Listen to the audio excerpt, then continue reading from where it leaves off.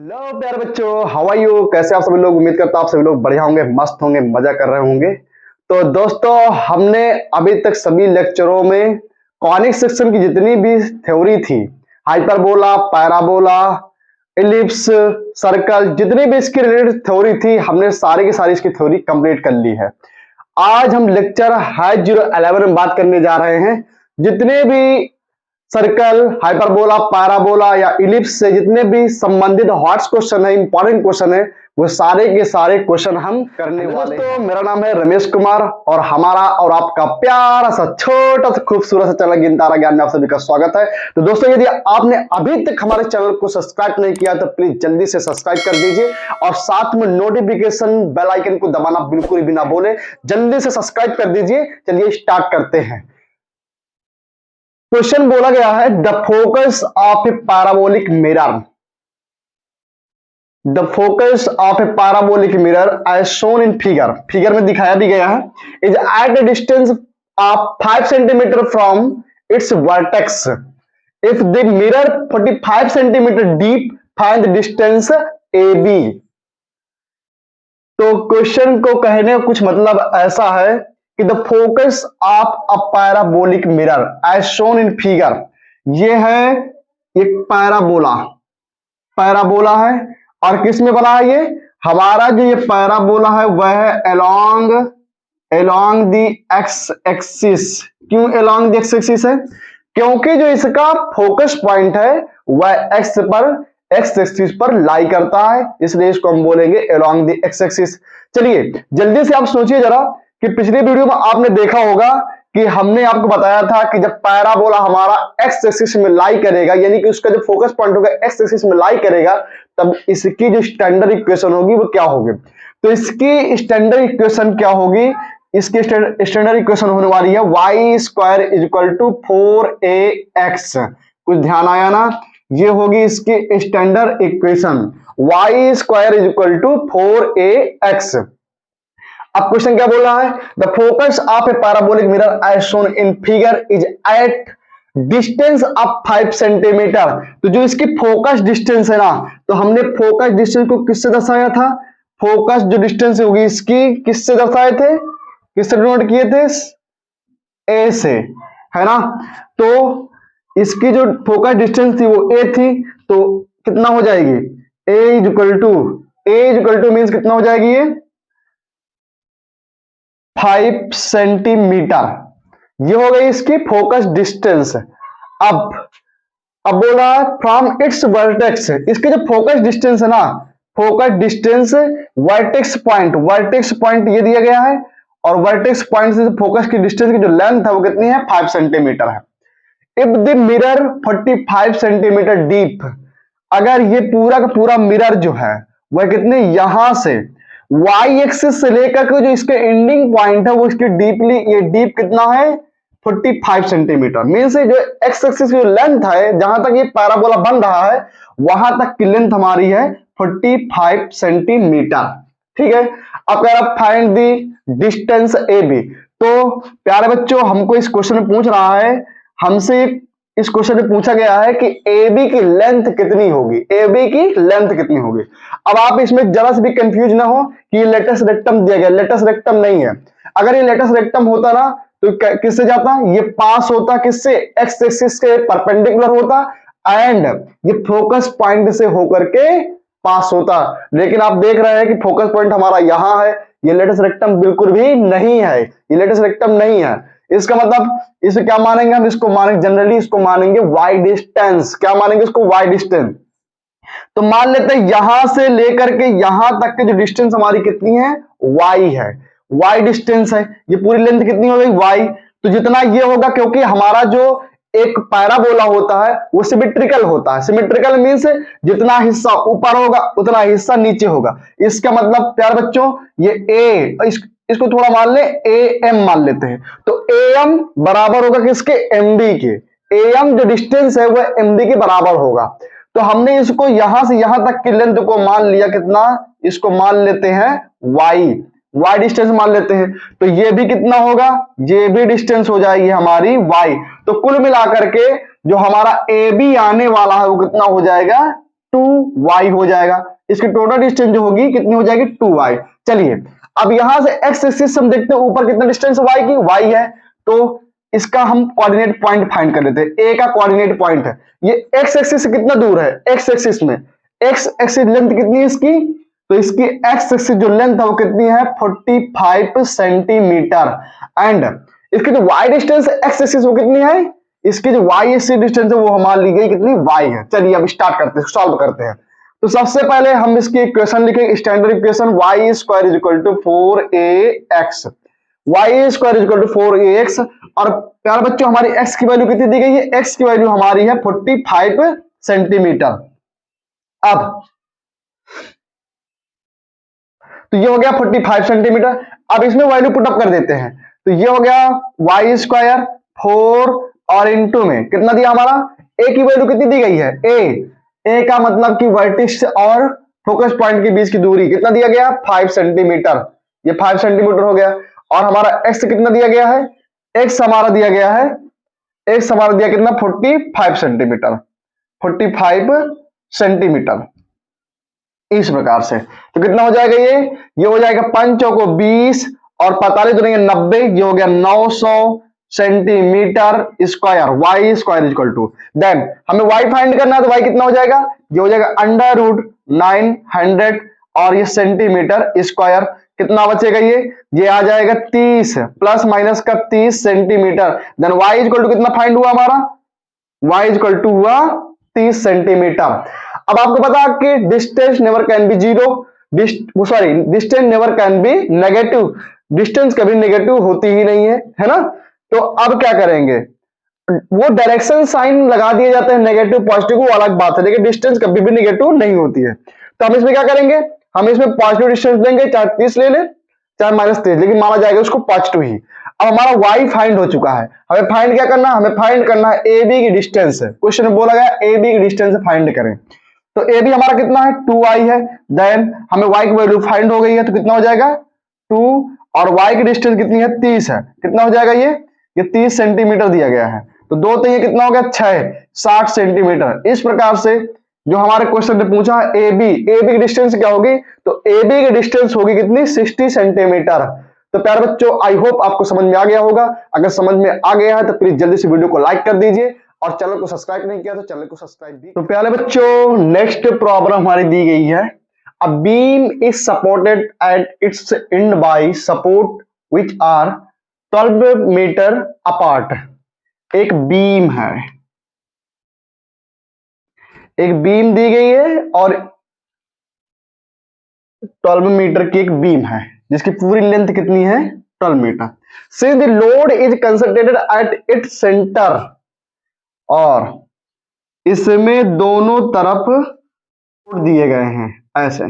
अब इस बीम का इसमें लोड दिया गया है, इसको यानी कि इन दोनों में इसका बीम का लोड दिया गया है, लेकिन इस बीम का टोटल जो लोड है वो कहां पर आ रहा है, इसके सेंटर पर आ रहा है, इस बीम के सेंटर पर यहां पास। अब इसके बाद क्या बोल रहा है,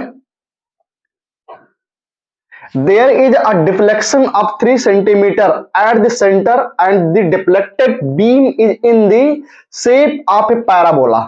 अब क्या है कि ये लेंथ ज्यादा होने की वजह से, इसकी ये बीम की लेंथ ज्यादा होने की वजह से इसमें डिफ्लेक्शन आ जाता है। डिफ्लेक्शन मीन्स ये थोड़ा सा नीचे को बेंड हो जाती है ऐसे।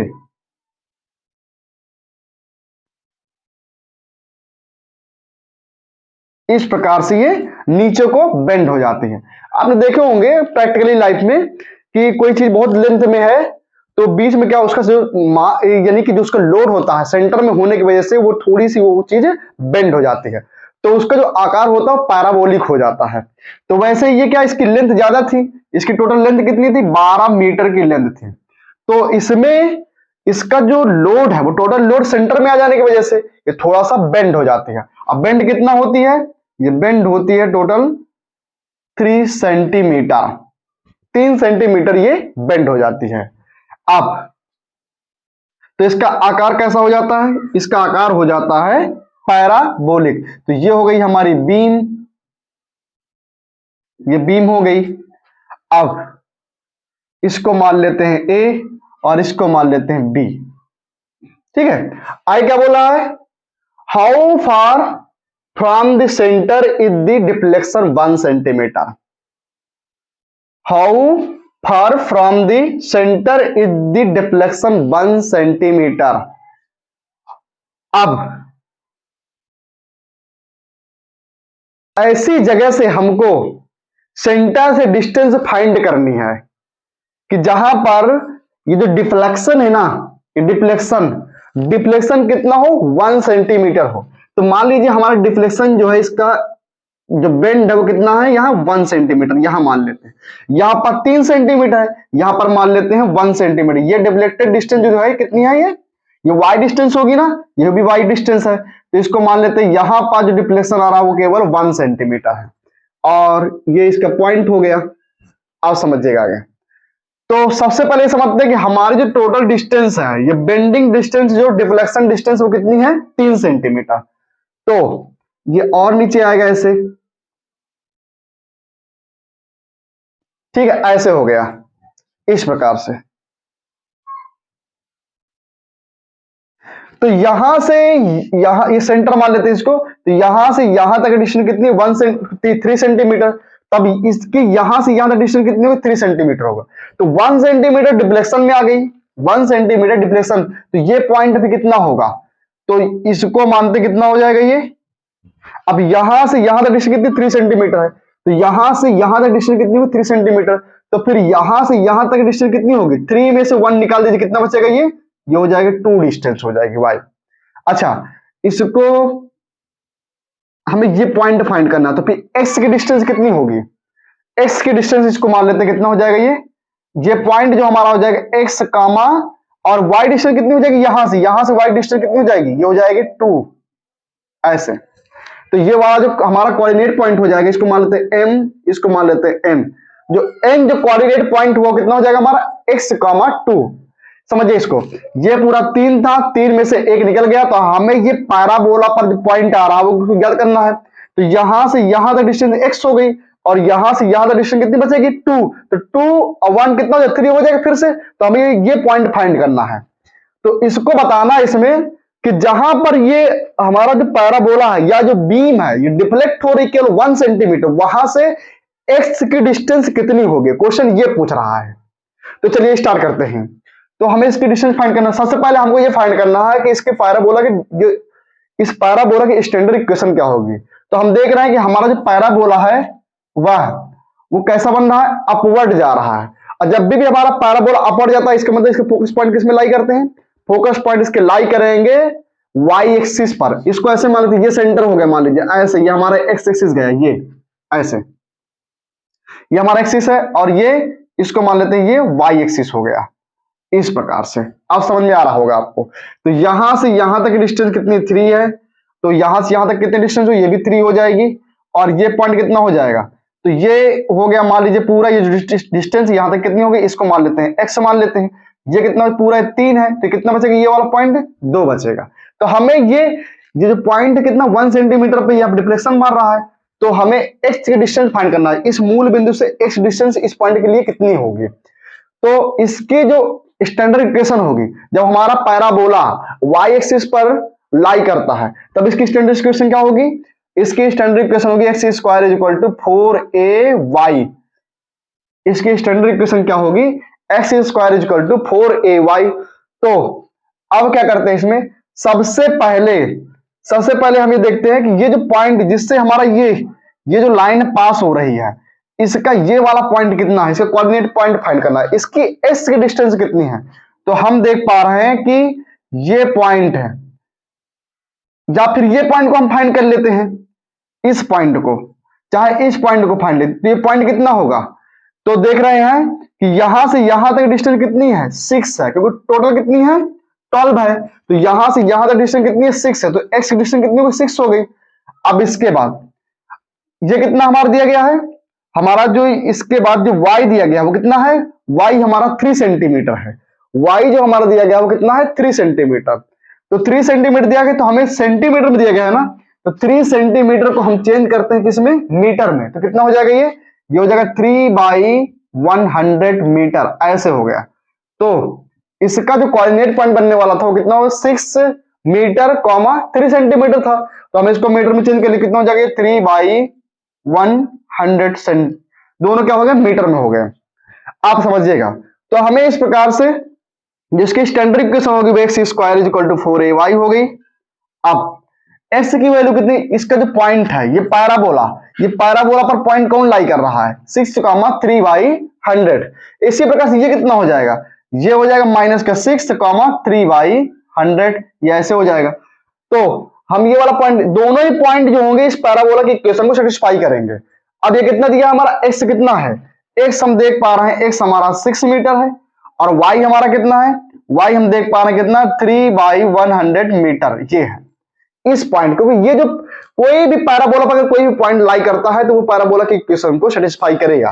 ठीक है, तो अब इसकी वैल्यू पुट अप कर देते हैं, तो कितना हो जाएगा, एक्स की वैल्यू कितनी दी गई है, एक्स की वैल्यू दी गई है हमें 6, तो 6 का स्क्वायर हो गया बराबर 4 और इंटू में ए, और ये कितना हो जाएगा वाई हमारा हो जाएगा 3/100 ऐसे हो गया। अब क्या करते हैं, ये जगह 36 हो गया और ये हो गया 4, 4 तिया 12, तो ये हो जाएगा 4 गुणित 3 और बटे में कितना 100 आ गया, इंटू में ए हो जाएगा, 100 ऊपर चला जाएगा 3600 हो गया, 36 बटे कितना 4 गुणित 3, तो ये कितना है ए, 4 3 12, बाद में 24 12 36, हो गया कितना ए इज इक्वल टू 300। इसका मतलब पॉइंट किसके जो इस पॉइंट के लिए एक्स की वैल्यू क्या होगी, तो हमारी इक्वेशन जो दी गई है वो कितना है, वो है हमारी equation x square is equal to 4ay।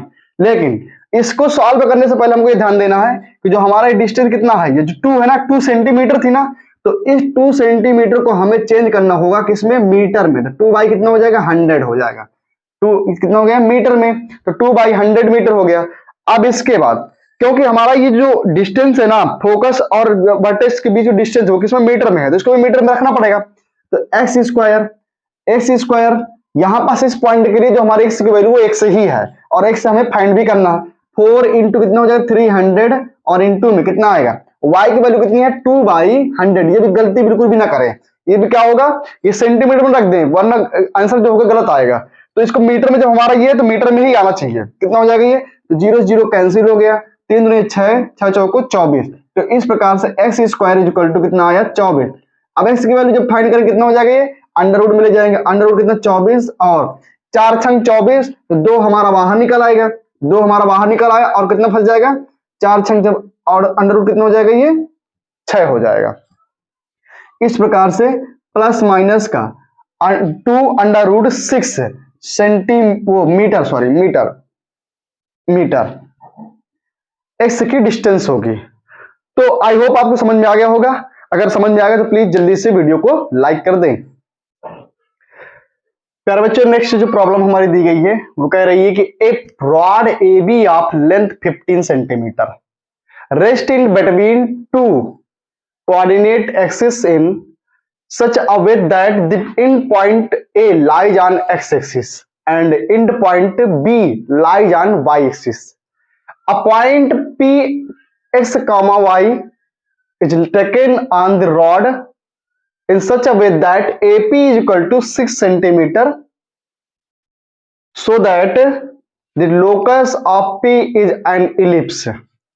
तो ये हमारा है एक कार्टेशियन प्लेन, ठीक है, और इसमें एक रॉड इस प्रकार से लिया गया कि उसका एक एंड वाई एक्सिस को टच करता है और एक एंड एक्स एक्सिस को टच करता है। तो जो एक्स एक्सिस टच कर रहा है उसको नाम दिया गया है ए, और जो वाई एक्सिस को टच करता है एक्स जो एक्स को टच करता है उसको नाम दिया गया है ए, और जो वाई को टच करता है उसका नाम दिया गया है बी। तो ये हो गया एक्स एक्सिस और ये हो गया हमारा वाई एक्सिस। इसके बाद जो रॉड की टोटल लंबाई है, जो पूरी लेंथ है रॉड की, वह दी गई है 15 सेंटीमीटर। इसके बाद एक पॉइंट रॉड में लिया जाता है, इस रॉड के मिड में या कहीं भी रैंडम पॉइंट दिया जाता है जिसका नाम दिया जा रहा है पी, ऐसे, और इसका नाम दिया coordinate point x comma y. ऐसे। अब पहले इस पॉइंट की x and y distance find कर लें। तो इसकी डिस्टेंस ये क्या हो गई y, और x डिस्टेंस कितनी होगी, ये ऐसे हो गई। तो इस लेंथ को माना गया ये हमारी लेंथ क्या है, x है, और ये y लेंथ है, तभी इसका नाम दिया गया है x, y। अब तो फिर यहां से यहां तक ये इसका एंगल क्या बनेगा, तो ये को मान लेते हैं थीटा। और आपको पता है कि ये कितना, जब परपेंडिकुलर है ये, तो ये भी परपेंडिकुलर है, तो दोनों एक दूसरे के पैरेलल हो गए। जब पैरेलल होगा तो ये थीटा कितना होगा, ये भी सेम होगा। तो ये भी थीटा होगा, ये भी थीटा होगा। अब क्वेश्चन क्या बोल रहा है, क्वेश्चन बोल रहा है एपी इक्वल टू 6 सेंटीमीटर। इसमें जो एपी डिस्टेंस है, एपी डिस्टेंस 6 सेंटीमीटर दी गई है। So that the locus of P is an ellipse. अब आपको शो करना है जो ये point P x comma Y आया है, यह लोकस ऑफ इलिप्स है, यानी इलिप्स का एक पॉइंट है। तो अगर ये इलिप्स का पॉइंट हुआ तो इलिप्स की इक्वेशन क्या होती है, एक्स स्क्वायर अपान में A square plus Y square upon में B square is equal to 1। इस प्रकार से इसको फॉर्म करना चाहिए इस पॉइंट के लिए। तो चलिए स्टार्ट करते हैं। सबसे पहले इसको नाम देते हैं, ये बी हो गया, इसको पी हो गया, और इसको मान लेते हैं आर, इसको आर मान लेते हैं, और इसको मान लेते हैं क्यू।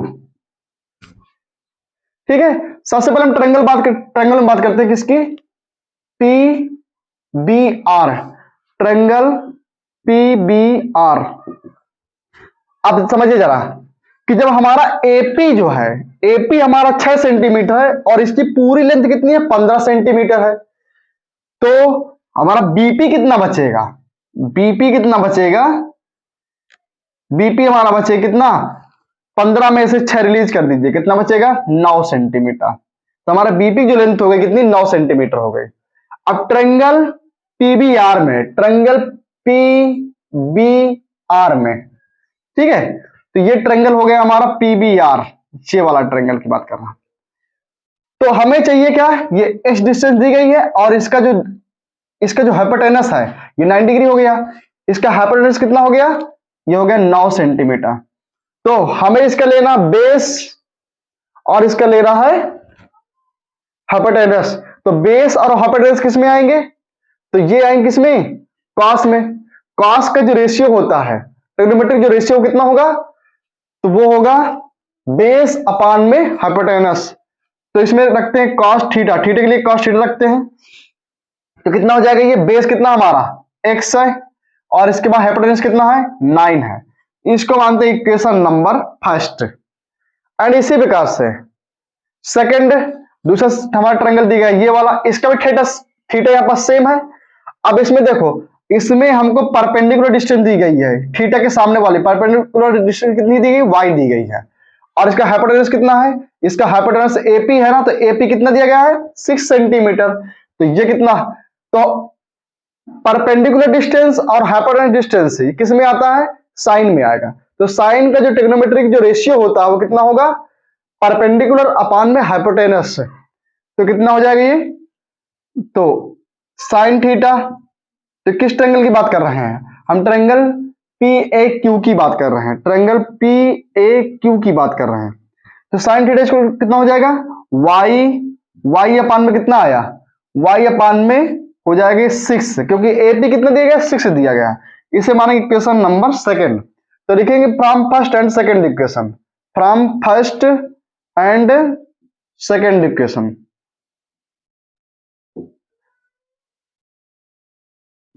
तो फर्स्ट एंड सेकंड इक्वेशन से हम दोनों क्या कर दें, दोनों को पहले इसको फर्स्ट वाली इक्वेशन को, इसमें दोनों तरफ हम क्या कर दें स्क्वायर करवा दें, और इसमें भी दोनों तरफ क्या कर दें स्क्वायर करवा दें, इसमें भी दोनों तरफ स्क्वायर करवा दें इस प्रकार से। तो इसमें दोनों तरफ जो स्क्वायर करवा देंगे तो कोई फर्क पड़ने वाला नहीं है। तो क्योंकि हम दोनों तरफ दोनों क्रिया कर रहे हैं ना, इसको भी स्क्वायर इधर कर रहे हैं, इसको भी स्क्वायर कर रहे हैं, इधर भी स्क्वायर कर रहे हैं, इधर भी स्क्वायर कर रहे हैं। अब क्या करें, दोनों को एडिशन फॉर्म में लाते हैं, तो इनको ऐड कर देते हैं, तो ये हो जाएगा x/9 का होल स्क्वायर, और ये प्लस y बटे 6 का होल स्क्वायर, इसके बाद cos थीटा का होल स्क्वायर और प्लस sin थीटा का होल स्क्वायर। ऐसे दोनों को हमने दोनों पक्षों को जोड़ दिया from first and second equation. इधर का पक्ष इधर जोड़ दिया गया और इधर का पक्ष इधर जोड़ दिया गया। अब इसको ओपन कर लें तो एक्स स्क्वायर अपान में कितना 9 81 हो गया, प्लस वाई स्क्वायर अपान में 6 का 36। अब ये कितना हो जाएगा, ये हो जाएगा साइन स्क्वायर थीटा प्लस का कॉस स्क्वायर थीटा। और आपको पता है कि ट्रिग्नोमेट्री के ये क्या है, एक आइडेंटिटीज है, और ये साइन स्क्वायर थीटा प्लस का कॉस स्क्वायर थीटा इसको कितना होता है 1। तो इस प्रकार ये कितना हो जाएगा 1 हो जाएगा, और ये कितना हो जाएगा, ये आया एक्स स्क्वायर अपान में 81 प्लस वाई स्क्वायर अपान में 36 इक्वल टू 1। तो हमने देखा कि जो पॉइंट है, लोकस ऑफ पॉइंट जो पी है वह किस प्रकार से फॉर्म हो रहा है, वह एक इलिप्स के फॉर्म में फॉर्म हो रहा है ना। तो इस प्रकार से जो पॉइंट पी है वह locus of point and ellipse है। तो प्यारे बच्चों, आई होप आपको समझ में आ गया होगा।